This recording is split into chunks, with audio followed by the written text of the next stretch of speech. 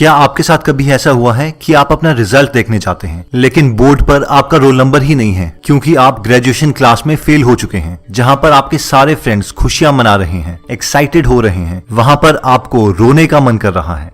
आप एक महीने तक डिप्रेस्ड रहते हैं लेकिन उसके बाद अपने को मोटिवेट करके दोबारा से तैयारी शुरू करते हैं और फिर उस कॉलेज के टॉपर बन जाते हैं। इतना ही नहीं, आपके कई फ्रेंड्स जिनसे वो एग्जाम 5-5 बार भी क्लियर नहीं हुआ, उन्हें भी वही एग्जाम क्लियर करने में हेल्प करते हैं और फाइनली इंडिया के one of the most prestigious colleges में से एक IIT बॉम्बे में एडमिशन लेते हैं। अपनी मास्टर डिग्री कंप्लीट करने के बाद आप हाई पेइंग जॉब्स के लिए फॉरेन कंट्रीज में नहीं जाते बल्कि अपनी पूरी लाइफ इंडिया के यूथ के लिए डेडिकेट कर देते हैं। और ये रियल लाइफ स्टोरी है मिस्टर खुर्शेद बाटलीवाला की।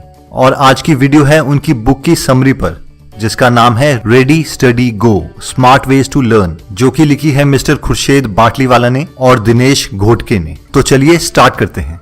फर्स्ट आता है रिस्पेक्ट योर बॉडी।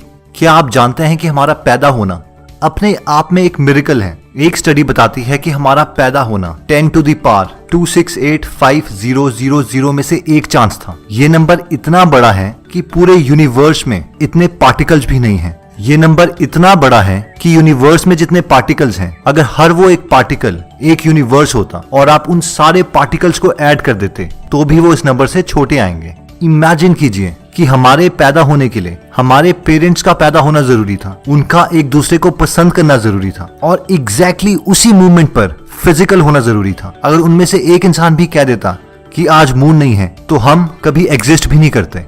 इतना ही नहीं, आपके पेरेंट्स का पैदा होने के लिए आपके ग्रैंड पेरेंट्स का मिलना जरूरी था, उनको एक दूसरे को पसंद करना जरूरी था और उसी मूवमेंट पर फिजिकल होना जरूरी था जिस मूवमेंट पर वो हुए, जिसकी वजह से आपके पेरेंट्स पैदा हुए। और ये चेन एंड तक जाती है जब से ह्यूमैनिटी की एग्जिस्टेंस स्टार्ट हुई है। नेचर को 4.5 बिलियन साल लगे आपको पैदा करने के लिए। अगर इन 4.5 बिलियन सालों में एक भी इवेंट ऊपर नीचे हो जाता तो आप कभी एग्जिस्ट नहीं करते। 250 मिलियन स्पर्म्स में से सिर्फ हम वो एक ऐसे स्पर्म थे जो फैलोपियन ट्यूब में जाके एग तक पहुंच सके और फर्टिलाइज हो सके। हमने अपनी लाइफ की शुरुआत ही एज अ विनर करी थी और इस रेस को जीतने का इनाम था लाइफ।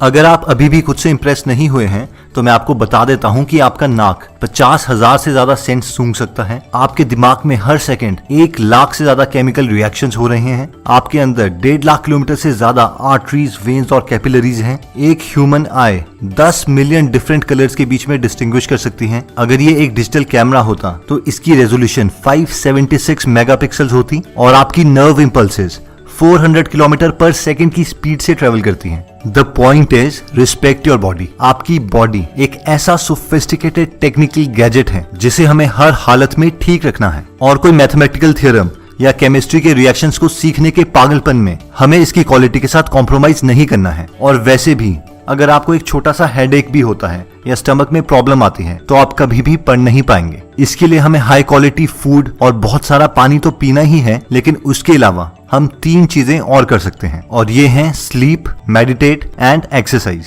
अब स्लीप इसलिए जरूरी है क्योंकि हमारा ब्रेन हमारी बॉडी की 20% एनर्जी कंज्यूम करता है और हमारे ब्रेन की कोई भी एक्टिविटी होने पर इससे एक वेस्ट प्रोडक्ट रिलीज होता है। एग्जैक्टली वैसे ही जैसे कि एक थर्मल प्लांट में कोल को बर्न करने पर एशेस प्रोड्यूस होती हैं। ब्रेन के इस वेस्ट प्रोडक्ट को आप ब्रेन पू या ब्रेन शिट भी कह सकते हैं। अगर ये ब्रेन शिट हमारे दिमाग से नहीं निकाली जाती तो आपकी फोकस पावर तो कम होगी ही, लेकिन उसके साथ पार्किंसन जैसी खतरनाक बीमारियां भी हो सकती हैं। सेकंड आता है मेडिटेट। आप जब भी मेडिटेट करते हैं तो आपके ब्रेन में 2 केमिकल्स ऑक्सीटोसिन और सेरोटोनिन रिलीज होते हैं। ये हैप्पी केमिकल्स आपके मूड को अच्छा कर देते हैं और जब भी आप अच्छा फील कर रहे होंगे इससे आपका स्ट्रेस लेवल कम हो जाएगा, जिसकी वजह से आपकी फोकस और कंसंट्रेशन पावर इंप्रूव हो जाएगी। अगर आप मेडिटेशन के छोटे 3-3 मिनट के सेशंस करना चाहते हैं तो आप गूगल प्ले स्टोर से हेडस्पेस ऐप डाउनलोड कर सकते हैं। थर्ड आता है एक्सरसाइज। एक्सरसाइज आपकी इंट्यूटिव पावर को इंक्रीज करता है। ऐसा माना जाता है कि भगवान श्री कृष्ण पांडवों की पूरी आर्मी को सुबह सुबह सूर्य नमस्कार करवाते थे और खुद पांडवा भाइयों की स्ट्रेंथ और फ्लेक्सिबिलिटी का राज भी यही माना जाता है। इसके अलावा साइंस ये बताती है कि जैसे जैसे आपकी एज इंक्रीज करती है आपके ब्रेन के न्यूरॉन्स मरते रहते हैं और कम होते रहते हैं, लेकिन एक्सरसाइज से आपका हिपोकैम्पस नए न्यूरॉन्स जनरेट करता है और जितने ज्यादा आपके पास न्यूरॉन्स होंगे उतनी जल्दी आप नई चीजें सीख पाएंगे। नेक्स्ट आता है कि हमेशा नॉलेज के लिए पढ़ो, ना कि कोई एग्जाम क्लियर करने के लिए।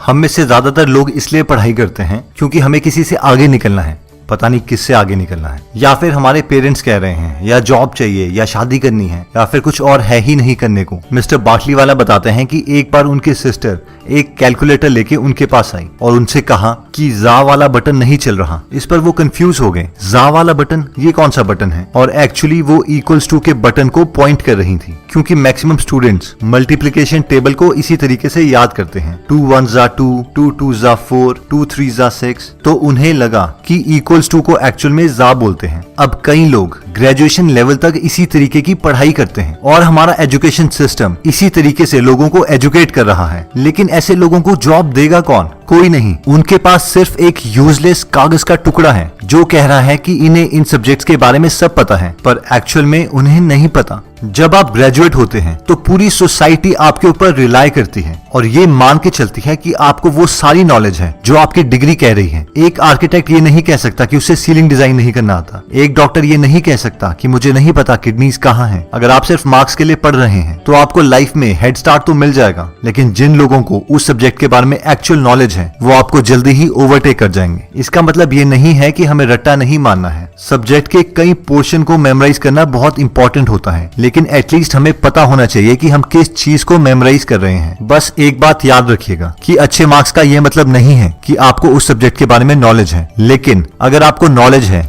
तो ऐसा हो ही नहीं सकता कि आपके अच्छे मार्क्स ना आए। इसलिए हमेशा नॉलेज के लिए पढ़ें, मार्क्स तो आ ही जाएंगे। नेक्स्ट आता है अपने दिमाग को यूज करना। हमें बचपन से पेरेंट्स और टीचर्स बोलते थे कि अपने दिमाग को यूज करो, लेकिन आज तक हमें किसी ने नहीं बताया कि एक्चुअल में अपने दिमाग को यूज कैसे किया जाता है। तो सबसे पहले हम देखते हैं कि ये सोफिस्टिकेटेड पीस ऑफ इक्विपमेंट काम कैसे करता है, और उसके बाद हम देखेंगे कि अपना लर्निंग प्रोसेस इंक्रीज करने के लिए इसे हैक कैसे किया जा सकता है। हमारे ब्रेन के अंदर 100 बिलियन सेल्स हैं जिसे हम न्यूरॉन्स कहते हैं। ये इतने ज्यादा हैं कि आप इमेजिन कर सकते हैं कि अर्थ की टोटल पॉपुलेशन 7.6 बिलियन है। अब जब भी आप कुछ सुनते हो तो न्यूरॉन्स में से फाइबर्स निकलते हैं जिसे हम डेंड्राइट्स बोलते हैं। जब दो डेंड्राइट्स पास आ जाते हैं तो वो जुड़ जाते हैं जिसे हम सिनैप्स बोलते हैं। अब ये दो न्यूरॉन्स आपस में बात कर सकते हैं। ये एग्जैक्टली घर में दो तारों को जोड़ने के समान है। अब जब भी आप कुछ नया सीखते हो तो एक न्यूरॉन के स्पेसिफिक डेंड्राइट्स को दूसरे न्यूरॉन के स्पेसिफिक डेंड्राइट्स के साथ जुड़ना पड़ेगा और सिनैप्स बनाना पड़ेगा। अब आप बोल सकते हैं कि सर ये सब सीखने से हमें क्या फायदा? अब ये सीखने के बाद सबसे पहला कंक्लूजन ये आता है कि जब भी आप कुछ नया सुन रहे हो तो अलग न्यूरॉन्स के डेंड्राइट्स कनेक्ट हो रहे हैं, और जब आप उसी चीज को लिख रहे हो तो अलग न्यूरॉन के डेंड्राइट्स कनेक्ट हो रहे हैं। इसका मतलब ये है कि अगर आपने किसी नई चीज को समझ लिया है, इसका कोई लेना देना नहीं है कि आप उसी चीज को रिप्रोड्यूस कर सकते हैं। अब मैक्सिमम स्टूडेंट्स ये गलती करते हैं कि जब वो कोई भी नई चीज समझ लेते हैं तो या तो वो उस चीज को लिख के प्रैक्टिस करेंगे ही नहीं, और अगर करेंगे तो उनकी बुक उनके सामने खुली रहेगी, जिसकी वजह से उस टॉपिक से रिलेटेड रिप्रोड्यूसिंग डेंड्राइट्स कभी कनेक्ट नहीं होते, और इसलिए आप उस चीज को एग्जाम्स में रिप्रोड्यूस नहीं कर पाते। तो दोस्तों, नई चीज सीखने का मतलब है अपने ब्रेन में कुछ डेंड्राइट्स पैदा करना और उनके बीच में कनेक्शंस करना, और इसके लिए आपको अपनी स्टडीज को बहुत ज्यादा कॉम्प्लेक्स मानने की जरूरत नहीं है। दोस्तों, ये बुक रेडी स्टडी गो मुझे बहुत अच्छी लगी। अगर आप भी इससे बहुत सारी नई चीजें सीखना चाहते हैं तो डिस्क्रिप्शन में दिए हुए लिंक पे जाके आप ये बुक खरीद सकते हैं। दोस्तों, कमेंट सेक्शन में आप बता सकते हैं कि आप नेक्स्ट वीडियो किस टॉपिक पर चाहते हैं, ताकि हमें भी फीडबैक मिले और उसी टॉपिक्स को हम कवर करें। इस चैनल को जरूर सब्सक्राइब कर लीजिए और बेल का बटन दबा दीजिए ताकि आप ऐसी नॉलेजेबल वीडियोस कभी मिस ना करें, और इस वीडियो को लाइक जरूर कीजिएगा।